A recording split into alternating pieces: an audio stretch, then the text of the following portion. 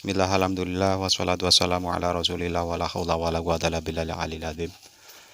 Masih bersama kami yaitu Salam Dasumpit, yang pastinya tidak melulu bab gaib terus sekali, tapi juga kajian kitab kuning, yang mana semoga ada manfaatnya. Selawat dan juga salam monggo kita aturaken dumateng junjungan kita Nabi Agung Nabi Muhammad Shallallahu Alaihi Wasallam, bahwa beliaulah satu-satunya Nabi yang bisa menyafaati, yang bisa menolong semua umat manusia di alam jagat raya ini. Karena beliaulah kita ada. Jadi yang mana beliau diberikan wahyu yang berupa Al-Quran, berbentuk Al-Quran. Kalau dulu mah itu tidak ada Al-Quran, cuman di situ ketika Kanjeng Nabi mendapatkan wahyu itu ditulis di batu, kadang di kulit onta apalah. Kemudian pada zamannya imam ataupun sahabat, siapa ya kalau nggak salah, sahabat Ali kalau nggak salah mah. Nah disitulah mulai dikumpulkan Al-Quran yang di situ tercecer di batu-batu, ada di kulit, itu kemudian dikumpulkan, dijadikan satu, maka jadilah kitab Al-Quran. Jadi wahyu yang pertama diterima oleh Allah yaitu Iqra bismi rabbikal ladzi khalaqal insana min 'alaq. Itu wahyu yang pertama diterima oleh Kanjeng Nabi, yang mana di tempat Gua Hira. Kenapa? Jadi Al-Quran itu penting, hudal linnas. Makanya di situ yang pertama, ayat pertama itu alhamdu. Kemudian karena alhamdu maksudnya apa? Kenapa di Al-Quran kok suratnya alhamdu dulu, tidak Iqra? Karena rasa syukur kita dengan adanya Al-Quran, dengan adanya Kanjeng Nabi, yang mana lewat beliau kalamullah ataupun dawuh Allah Subhanahu wa taala itu turun. Makanya diawali dengan alhamdulillah. Yang mana tujuannya apa? Alhamdulillahirabbil alamin arrahmanirrahim, yaitu jaluk meminta welas asih Allah Subhanahu wa taala. Karena apa? Ilmu yang paling tinggi itu ilmu welas asih. Ketika kita sudah diwelas asihi oleh Allah Subhanahu wa taala, insya Allah dijaga dari segala pancabaya, dijaga dari segala malapetaka. Itu. Makanya terus kemudian dilanjutkan yaitu alif lam mim. Alif lam mim. Nah, alif lam mim itu hanya Allah yang tahu. Kemudian dzalikal kitabu la raiba fi, bahwa sungguhnya kitab Al-Quran itu dzalikal kitabu la raiba fi, itu jangan la raiba fi, jangan diragukan. Karena apa? Dzalikal kitabu la raiba fi hudzal lil muttaqin, yang mana Al-Quran tersebut itu menjadi petunjuk bagi umat sedunia, khususnya lil muttaqin, untuk orang-orang yang bertakwa. Lah contoh ataupun ciri-ciri dari orang-orang yang bertakwa itu apa? Alladzina yu'minuna bil ghaibi wa yuqimuna sholata wa yu'tuna zakah. yaitu orang-orang yang iman kepada perkara yang gaib. Dalam kitab tafsir Jalalain, gaib di sini diterangkan minal ba'tsi. Gaib percaya akan ada bangunnya nanti di alam kubur. Jadi setelah orang mati kemudian bangun, itu diyakini itu ada. Yakin ada setelah kita sudah tergambarkan, ketika kita sudah tertancap dalam hati bahwa perkara gaib itu ada, yaitu kalau di dalam kitab tafsir Jalalain itu diterangkan minal ba'si, yaitu dibangunkannya orang yang sudah mati nanti di akhir yaumil kiamah. Kemudian disitulah mulai dipertanggungjawabkan selama amal perbuatannya di alam dunia. Karena apa?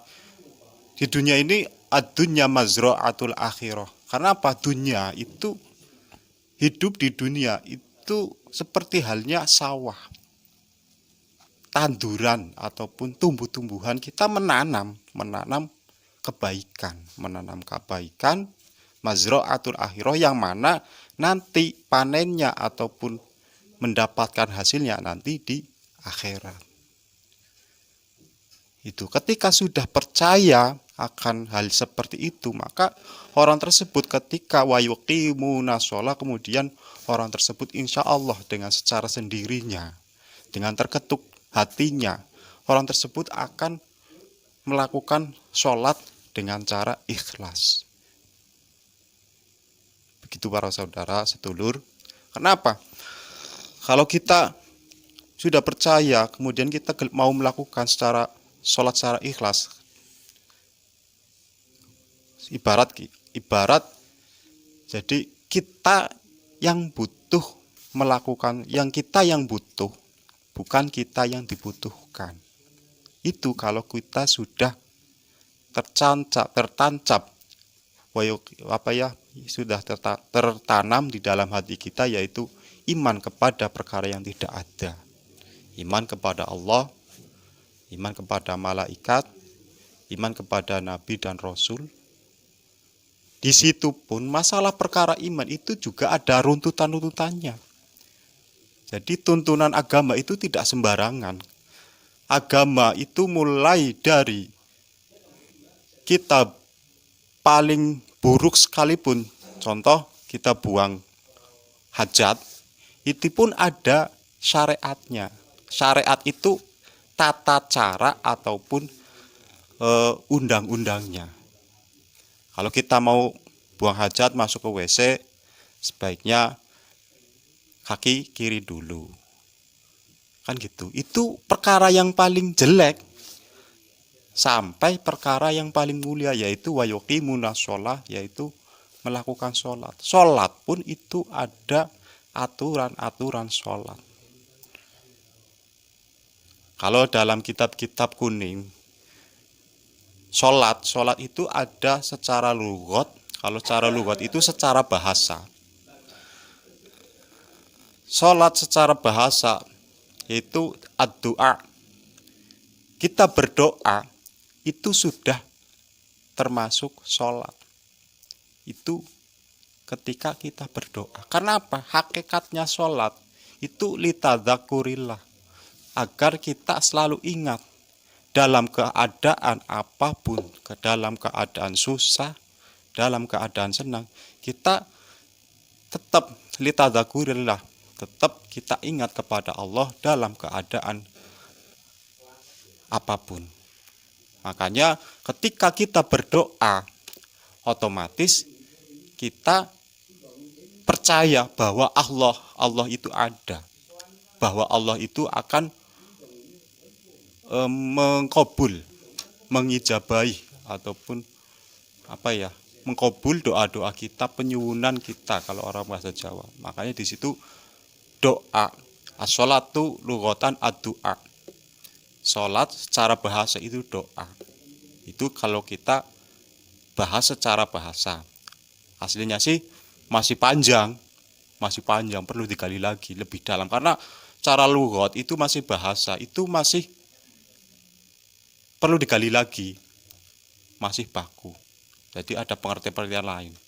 Dan juga sholat secara syariat yaitu sesuatu yang diawali dengan takbir dan juga diakhiri dengan salam. Itu sholat secara syariat. Dan jangan lupa di situ kalau kita mau sholat, karena al-insanu mahalul khoto, karena manusia itu adalah tempatnya salah, lupa. Makanya di situ disunahkan bagi orang-orang muslim yang mau melakukan sholat yaitu membaca 2 syahadat. Syahadat tauhid dan syahadat rasul. Asyhadu an la ilaha illallah wa asyhadu anna muhammadar rasulullah. Tujuannya apa? Ya itu tadi al-insanu mahlul khoto, karena kita sebagai manusia itu terkadang terlena sehingga kita tidak ingat kepada Allah, sehingga kita melakukan sesuatu yang di situ menyimpang dari jalan-jalan Allah, tapi kita tidak terasa. Contoh kecil kalau kita kaji dalam ilmu tasawuf, contoh gini, seumpama kita sakit, nah kemudian kita minum obat bodrek seumpama. Lah kemudian kita meyakini bahwa bodrek itu bisa menyembuhkan saya, itu sudah termasuk hal musyrik. Tapi kalau kita berkeyakinan, bismillahirrahmanirrahim, semoga dengan lantaran bodrek ini sakit saya diangkat oleh Allah Subhanahu wa taala. Nah, di situ nggak apa-apa. Tapi kalau kita percaya bahwa bodrek ini bisa menyembuhkan penyakit saya, itu tidak bisa. Itu dinamakan musyrik ataupun syirik khafi. Ataupun contoh lagi untuk orang-orang yang suka berjualan, khususnya orang-orang yang pedagang, kayak Ustadz dagang mie ayam. Lah, aku pun juga jualan sama. Contoh gini, kalau kita berkeyakinan, kalau saya tidak jualan, maka saya tidak bisa makan. Lah itu pun sudah termasuk syirik khafi. Dengan keyakinan hal seperti itu. Tapi ya maka di situ cobalah belajar, aku juga masih belajar sedikit demi sedikit. Kita buka tauhidnya lagi yang pastinya di situ udah banyak pelajaran hidayatus sibyan. Makanya dipelajari lagi. Disitulah terus wa aqimus shalah wa itauz zakah. Kemudian ketika kita diberikan nikmat dunia, kita tasarufkan, kita gunakan dunia tersebut, harta tersebut untuk hal-hal yang baik, untuk menolong orang-orang yang di situ kekurangan, apalagi menolong anak yatim piatu. Itu kalau babagan masalah dunia.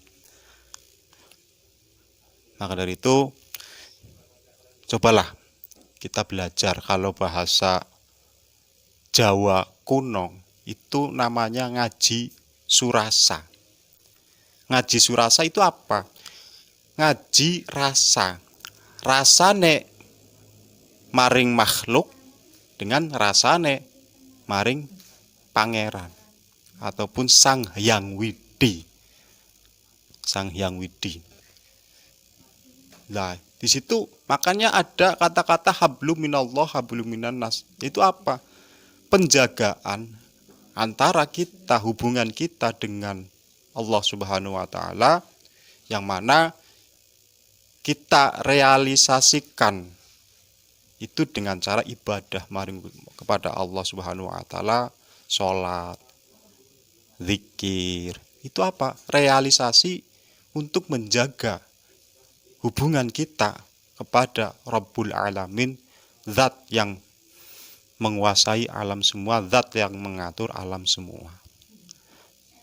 Habluminan nasnya kita realisasikan dengan teman-teman kita ataupun tetangga-tetangga kita, yaitu dengan apa?